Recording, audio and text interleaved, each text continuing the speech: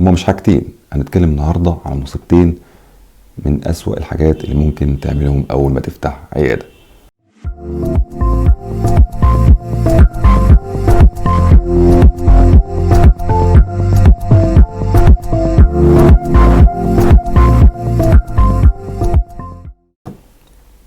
السلام عليكم، أنا دكتور محمد يسري ودي قناة إداري أسنان.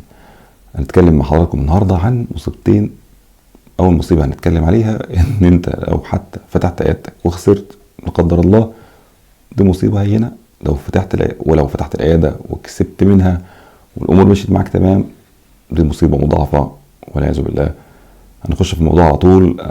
هنتكلم عن أول حاجة في الفيديو ده معانا، وهي الاقتراض. إنك تاخد قرض من البنك. وانت بتفتح عيادة البنوك بتجري وراك، او انت بتروح تجري وراها عشان تدور على قرض عشان تبدأ عيادة. بما ان عيادة الاسنان الاجهزة بتاعتها ومستلزماتها كتير جدا وبتصرف كتير جدا، وطبعا بعد زيادة الدولار الاخيرة الاسعار زادت بزيادة مهولة.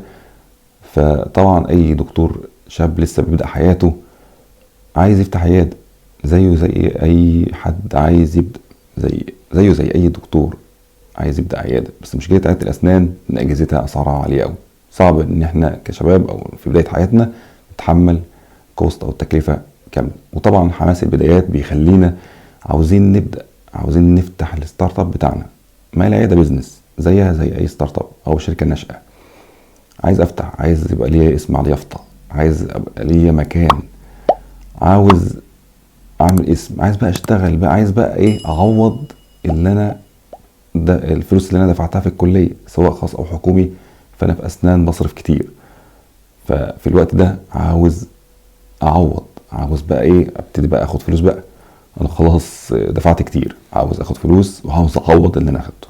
فبنقع في فخ في بدايه حياتنا اللي هو الاقتراض. ناخد قرض من البنك علشان نفتح بيه العياده ونجيب الاجهزه بتاعتنا والمستلزمات ونجهز حاجتنا علشان يبقى عندنا عياده. مصيبة كبيرة طبعا موضوع الاقتراض ده. هنشوف دلوقتي آيات من القرآن الكريم بتتكلم طبعا عن القرض. الذين يأكلون الربا لا يقومون إلا كما يقوم الذي يتخبطه الشيطان من المس، ذلك بأنهم قالوا إنما البيع مثل الربا وأحل الله البيع وحرم الربا، فمن جاءه موعظة من ربه فانتهى فله ما سلف وأمره إلى الله ومن عاد فأولئك أصحاب النار هم فيها خالدون. يمحق الله الربا ويربي الصدقات والله لا يحب كل كفار أثيم. يا أيها الذين آمنوا اتقوا الله وذروا ما بقي من الربا إن كنتم مؤمنين، فإن لم تفعلوا فأذنوا بحرب من الله ورسوله وإن تبتم فلكم رؤوس أموالكم لا تظلمون ولا تظلمون. يا أيها الذين آمنوا لا تأكلوا الربا أضعافا مضاعفة واتقوا الله لعلكم تفلحون. وما آتيتم من ربا ليربو في أموال الناس فلا يربو عند الله وما آتيتم من زكاة تريدون وجه الله فأولئك هم المضعفون. صدق الله. بعد كمان ما شفنا الآيات ديت، في عند حضراتكم كمان الحديث الشريف واضح جدا اللي هو بيقول كل قرض جر نفع فهو ربا. واضح خالص وصريحة. ليه القرض؟ عن تجربة، بلاش قرض، عن تجربة. فعلا انت لو خدت قرض من البنك عن تجربة وتجربة ناس كتير، اسأل ناس كتير محيطين بيك. يعني لو حصل ان انت خسرت في العيادة فانت من الناس اللي ربنا يحبها. يعني هو موضوع الخسارة والمكسب انا عارف ان هو مش مقياس نقيس عليه، مش حاجة نقول ان احنا ماشيين صح او غلط. بس يعني انا بكلمك بصفة الحلال والحرام، بصفة ان انت تجربة ناس كتير مرت بموضوع انها تفتح عيادة وبدأت حياتها بالقرض. منهم اللي لم يوفق وده ربنا بيحبه، يعني نسبيا، عشان هو انت فكرة انت بدأت العيادة ما حصلتش على مكسب من المبلغ ده، فانت بالتالي حسيت بدري ان في مشكلة. وربنا قال فإن تبتم فلكم رؤوس أموالكم. في ناس بقى بيحصل لها ان الامور تمشي تمام ويعني على حسب مقاييس الدنيا، ده توفيق من ربنا. بس للأسف انت كده بتدخل على بيتك وأسرتك فلوس حرام. القرض فلوسه مش كويسة، القرض مشاكله كتير بعدين. ما تقولش الدنيا مشيت معايا وخلاص تمام، خلاص بقى بعدين ايه ابقى اسدد القرض وربنا يسهل اتوب بقى ولا اروح اعمل عمره ولا حاجه. ما تجربش مع ربنا، نصيحه لوجه الله، اوعى تجرب مع ربنا في موضوع القرض ده. اعمل اي حل تاني صح حلال هتلاقي فيه ساعه ان شاء الله، الا انك تقترض من البنوك. اهرب، صدقني اهرب من اي بنك يجي وراك بالتليفون. اعمل بلوكات للبنوك. انا عارف ان الفيديو ده ممكن يزعل البنوك، بس انت اهرب على قد ما تقدر. اهرب، اجري، اهرب مرة واثنين وثلاثة وعشرة. اي موظف يتصل بيك بنك بلوك. ما تقربش ناحية البنوك خالص ايا كان مسماها، بنك اسلامي غير اسلامي. انت ايه الوضع ما تضمنش لان فيها شبهة. واتقوا الشبهات، ابعد عن الشبهة ديت عشان ربنا يبارك لك، علشان حتى تبقى بدايتك صح. البداية مهمة جدا علشان ما ترجعش تندم بعدين. نصيحة، اوعى تجرب موضوع القرض وتقول يمكن ربنا يكرمني. من اول ما تلاقي نفسك رايح على المهيات عشان تجيب مفردات مرتب علشان توديها البنك وتكتب في الجهة البنك كذا، قطع ورقة، اجري. يمكن ربنا سبحانه وتعالى وقع الفيديو ده في ايديك دلوقتي في التوقيت ده علشان تجري. يمكن دي رسالة ليك. خد بالك، اهرب من القروض. القرض ده مصيبة. القرض ده سحت. لو كسبت منه مال، لو كسبت مال من الحاجات الأجهزة أو التجهيزات اللي انت اشتريت منها، اللي انت أخدت بها قرض وجهزت بها عيادتك، ده مصيبة كبيرة جدا. اهرب من القرض زي ما قلت لك. اهرب 100 مرة. اهرب من القرض. اكتب حتى على بحث جوجل حرمانية القطارات من البنوك أو حرمانية القرض أو القرض والبنوك أو القرض في الإسلام. واستفتي، اسأل أهل العلم واسأل تجارب لزملاء سابقين مروا بالقصة ديت. بلاش قروض، ما تستسهلش. ما تقولش دي أسهل حاجة قدامي وده المتاح والناس كلها بتعمل كده.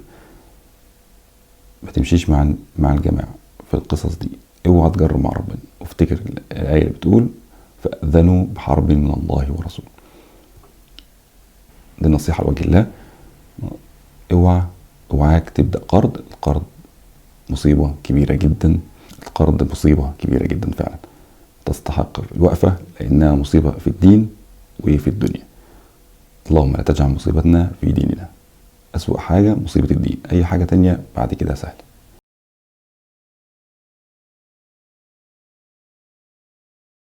تاني مشكلة هي يعني مش مصيبة قوي، هي مشكلة يعني لأنها مش مصيبة في الدين ومحدش حرمها، وهي الشراكة.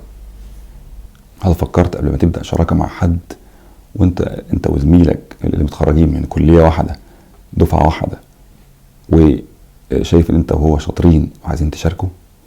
فكرت ايه مشاكل الشراكة؟ كتبت حتى على بحث جوجل او سألت اي حد محامي صاحب ليك او حد قانوني ايه مشاكل الشراكة؟ ايه اسوأ حاجة ممكن تحصل؟ ايه اسوأ حاجة ممكن تحصل لك بعد ما تشارك زميل ليك او حتى تشارك حد ممول يمول عيادتك؟ لازم تبحث كويس في موضوع الشراكة مش سهلة. الشراكة كتير قوي بيفشلوا فيها، بيحصل مشاكل كتير بعد الشراكة دي مصيبة. بيجيلي حتى استفسارات وناس وقعوا في موضوع الشراكة ده مش عارفين يعملوا ايه. وإن الخلطاء ليبغي بعضهم على بعض. وربنا قال في القرآن كده، ده قرآن. هي الشراكة مش حرام بس فيها مشاكل كتير هنعرفها دلوقتي. الشراكة ممكن تخسرك ناس كتير. ممكن تخسرك قريب ليك، صديق ليك، حتى أقرب الناس ليك، زوجتك أو زوجك لو حضرتك مشاركة زوجك، أو أنت حضرتك أو حضرتك مشارك زوجتك. الشراكة ببساطة جدا الناس بتستسهلها. يقولك هو أنا شريك في الربح، جالنا ربح أنا شريك فيه، جال خسارة على الكل. هو العبارة سهلة جدا. بشارك مع البارتنرشيب أو شريكي في الربح والخسارة، بس الموضوع مش بالبساطة دي. الشراكة 4 أنواع. في شراكة بالمال وده بيبقى اسمه ممول مش شريك، وفي شراكة بالجهد وده اسمه موظف، وفي شراكة بالمعرفة وده اسمه مستشار، وفي شراكة بالعلاقات والوسطات وده اسمه وسيط. الشريك بقى لازم يتوفر فيه 3 حاجات من الأربعة اللي قلناهم دول، يشارك بالمال والجهد والعلاقات، أو حتى يشارك بالجهد والعلاقات والمعرفة. المهم لازم يتوفر فيه 3 حاجات من الأربعة اللي احنا قلناهم، المال والجهد والعلاقات والمعرفة. طب أنواع الشركاء ايه؟ هما البارتنرز. في عندنا شريك بالمال بس، يقول لك أنا هدفع فلوس مش دعوة بأي حاجة تانية. ده بتلاقيها دايما في الشركاء الغير أطباء، اللي هو عايز يشارك بالفلوس. أنا عايز أكسب، عايز يجي لي مكسب أو دخل آخر الشهر وأنا قاعد في بيتي مريح دماغي مش دعوة.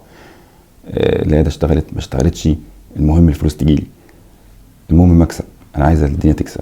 تلاقيه مستعجل دايما، وهنعرف مشاكل ده بعدين قدام دلوقتي في الفيديو. وده بيسموه الشريك الصامت، هو حط فلوسه وراح دماغه.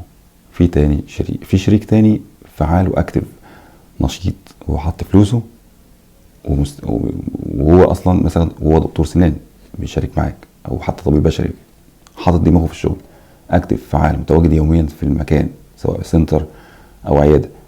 في شريك تالت هو بالعمل، هو انا هشارك معاك بالمجهود، انا هشتغل زيك بالظبط، والربح والخساره علينا احنا الاثنين.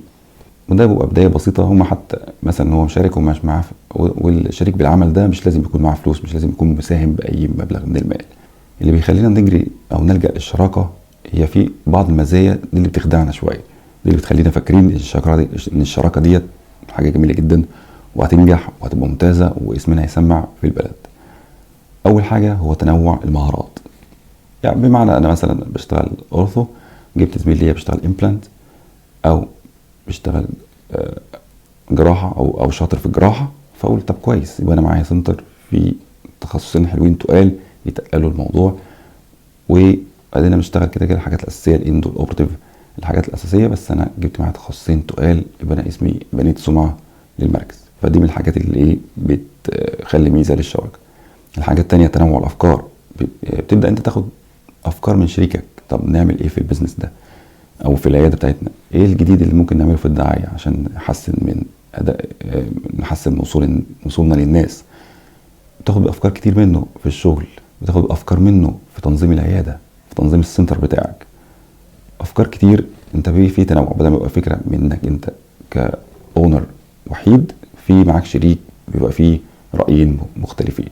ويا سلام بقى لو الشريك ده مثلا زوجتك ولا حاجه. الشراكه برضو من مزاياها اللي بيخلينا نجري وراها هو اتساع العلاقات. يعني زي مثلا انا ما عنديش علاقات كتير، بس جبت شريك ليا علاقاته كبيره وواسعه، يعرف فلان وعلان ويعرف ناس يقدروا عنده شبكه علاقات قويه جدا تقدر تقوم لي العياده دي.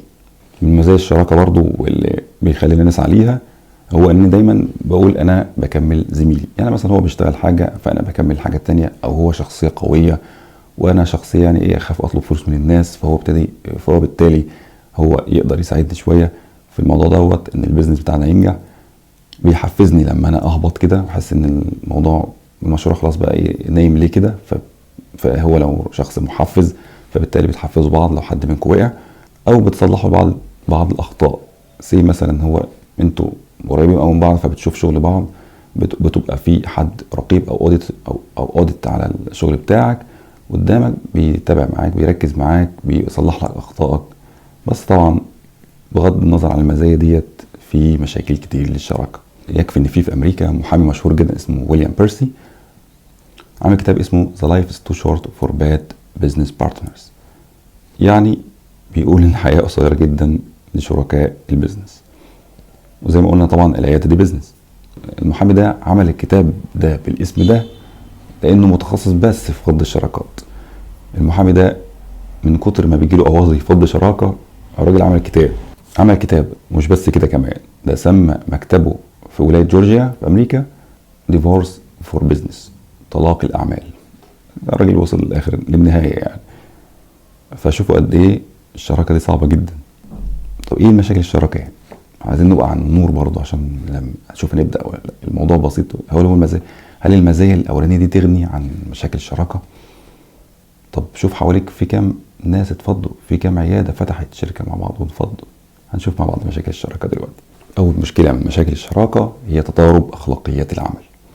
أنت فعلا مش هتعرف زميلك أو صاحبك أو صديق عمرك اللي أنت متخرج معاه من نفس الكلية ونفس الدفعة، يمكن كنتوا في سيكشن واحد، بس لما تيجي تشاركوا هتعرفوا.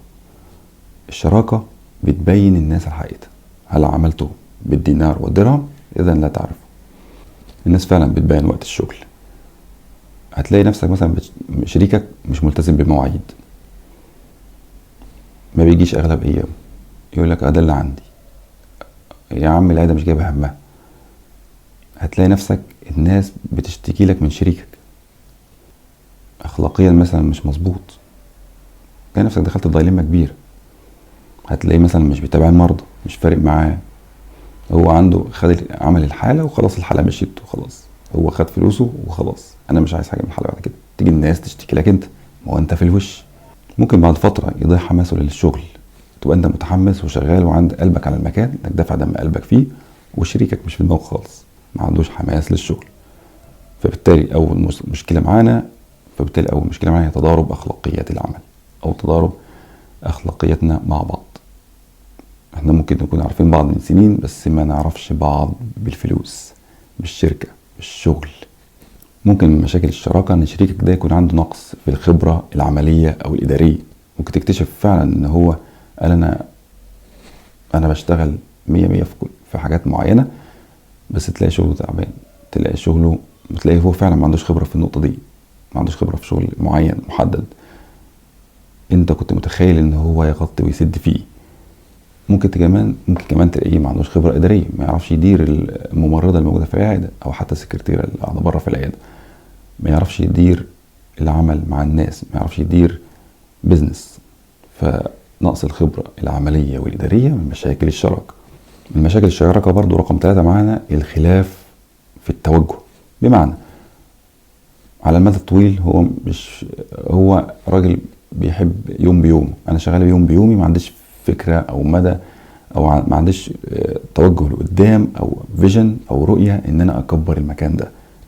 انا خلاص بكسب وراضي بالمكسب ده مثلا، وانت راجل طموح وعاوز تكبر المكان وعاوز تخليه حاجة كويسة جدا، ومكان زيه زي اعلى مكان في البلد. هو مش في دماغه الموضوع ده خالص. بمعنى هو انت عندك اهداف طويلة الاجل، هو ما عندوش اهداف خالص، حتى لو موهوب وشاطر. كمان مشكلة الخلاف في التوجه دي ان هو ممكن يدي قرارات غلط، قرارات ممكن تستهلك موارد. زي مثلا هو شايف ان حالة الخلع ديت ما تستاهلش كربولة بنج واحدة، بس هو استهلك 3 كربولات. هتقدر تقول له حاجة؟ هيقول لك انا شايف كده. هو مثلا موضوع برضه اختلاف التوجه، هو لك انا بحب مثلا ادوات الخلع، بحب مثلا فورسيبس او ادوات الخلع تبقى في اول درج عندي فوق. تقول انت مثلا بتحب ان ايه في الكابينت بتاعتك، ان انت تحب تحط ادوات الخلع اخر حاجه تحت خالص. ده على سبيل المثال مثلا اختلاف في التوجه. المصيبه الرابعه دي مصيبه كبيره جدا في موضوع الشراكه، هي الفلوس. وقت تقاسم الارباح. تيجي وقت الارباح بقى، الفلوس بقى تلاقي ايه، انسى بقى كل حاجه طارت. تلاقي بقى ايه كل حاجة، العيوب كلها طلعت. وقت تقاسم الأرباح يقول لك، تلاقي نفسك بقى بتقول له انت اصلا بتيجي متأخر، انت اصلا بترمي الحالات عليا. تبدأ انت بقى محتاج حد قانوني يقسم ما بينكم. تلاقي نفسك دخلت في ديليما كبيرة انت في غنى عنها. وفي النقطة دي حاجة مهمة جدا، لو لقيت ان انت الربح اللي داخل عيادتك او السنتر بتاعك هو نفسه ومعاك شريك، لا يبقى فض الشراكة، يبقى فعلا مش فارق معاك الشريك ده خالص، يبقى ملوش اي لازمة، بالعكس عبء عليك ذهني ونفسي رهيب. لو ربحك ده حسيت ان انت هتجيبه لوحدك وهو مش فارق معاك في حاجة، مش محقق زيادة، بالعكس بيخسرك، يبقى ساعتها بلاها الشراكة. رقم 5 من مشاكل الشراكة، ودي مشكلة معقدة جدا، وهي العلاقات المعقدة. بمعنى الشراكة ممكن تخسرك حد من عيلتك. لو انت مشارك خالك، عمك، ابن عمك، الموضوع بقى لو قرب خالص مشاركة اخوك، زوجتك، الموضوع بيبقى صعب قوي. الشراكة ساعتها بتعمل ازمات عائلية، بتعمل مشاكل كبير او بتفرق عائلات، وصلة ارحام كبير، وصلة ارحام وتفرق الناس عن بعضها. الشراكة في الحتة دي بالذات حساسة جدا، الموضوع بيبقى حساس قوي لما تكون وسط عيلة واحدة. طالما في فلوس بلاش، ابعد. سادس مشكلة للشراكة دي تودي في داهية، المسؤولية. انت شريك مع دكتور صاحبك، المسؤولية هنا سواء جنائية او اي مسؤولية بتحصل جوه العيادة عليكم انتوا الاتنين. هو عمل مصيبة وهرب وراح في اي حتة، عمل مصيبة والدارع، عمل مصيبة محدش عارف يوصل له، انت اللي في الوش هتتحمل مسؤولية القانونية كاملة. هتتجاب ولا قدر الله تروح مكانه في اي حتة يعني بعيد عنك. فالشراكة ابعد عن الشراكة. لذلك لو مضطر يعني لازم تكون عارف كل حاجة عن شريكك. لو عندك حاجة غامضة عنه اوعى تشاركه، اوعى. لو عندك حاجة غامضة عن شريكك اوعى تشاركه، لان ممكن يوديك في داهية، ممكن تروح المحكمة، ممكن تتسجن لا قدر الله يعني. الشراكة مصيبة كبيرة. نصيحة بلاش تشارك. الشراكة شيء سيء جدا. هنا هتخش مع زميلك فلوس، هتخسروا بعض وهتخسروا الفلوس. شكرا للمتابعة، السلام عليكم.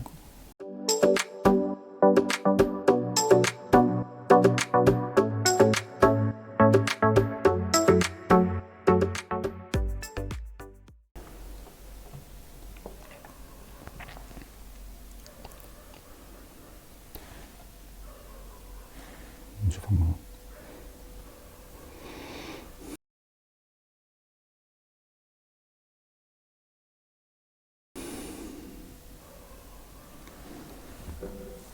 خلاص.